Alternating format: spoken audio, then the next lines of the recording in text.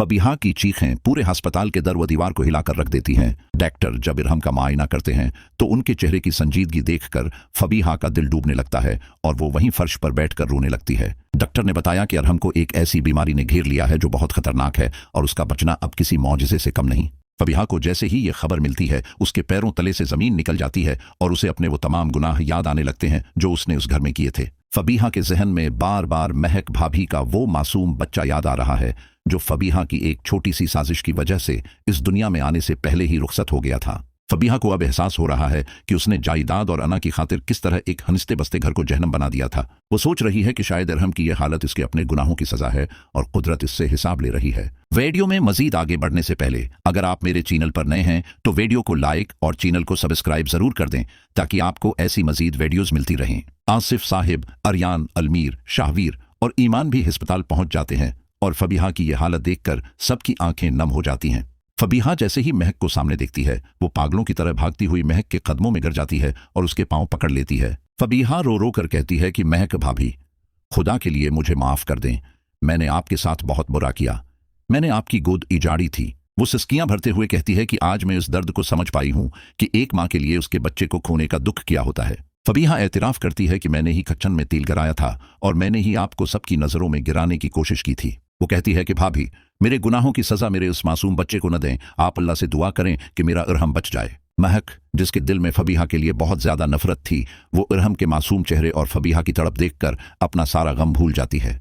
महक का ममता भरा दिल तड़प उठता है और वो फबीहा को जमीन से उठाकर अपने सीने से लगा लेती है।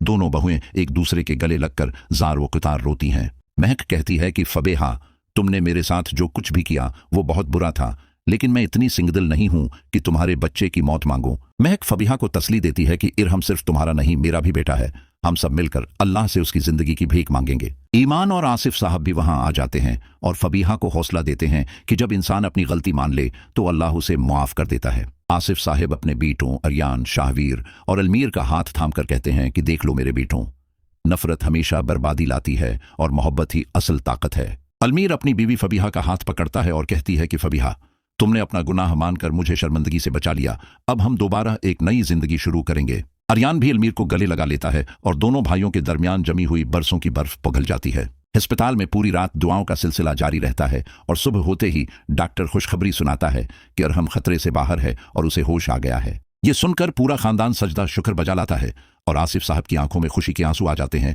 कि उनका घर दोबारा जड़ गया है। घर वापस आने के बाद आसिफ साहब की वो पुरानी दुकान भी वापस मिल जाती है जिसके लिए ईमान ने अपने जीवरात बीचे थे। अरियान, शाहवीर और अलमीर अब एक ही दुकान पर अपने बाप के साथ मिलकर काम करते हैं और उनके कारोबार में पहले से ज्यादा बरकत आने लगी है।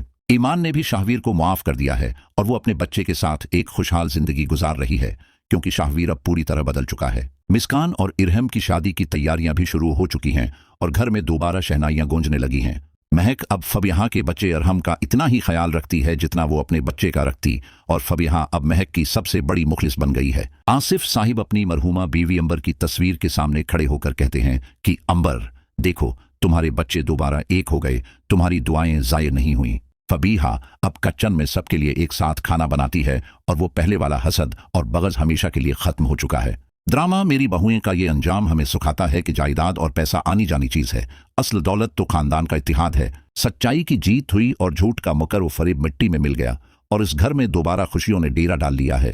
नाजरीन, आपको इस ड्रामे की हिप्पी एंडिंग कैसी लगी?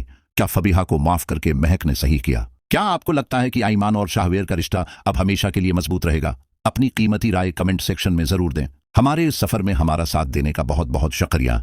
हम उम्मीद करते हैं कि आपको हमारे रिव्यूज पसंद आए होंगे। अगर आपको ये वीडियो अच्छी लगी हो तो उसे अपने दोस्तों के साथ शेयर करें और मजीद ड्रामा अपडेट्स के लिए हमारे चैनल को सब्सक्राइब करना न भूलें। मिलते हैं एक नई कहानी और एक नए ड्रामे के साथ, तब तक के लिए अल्लाह हाफिज।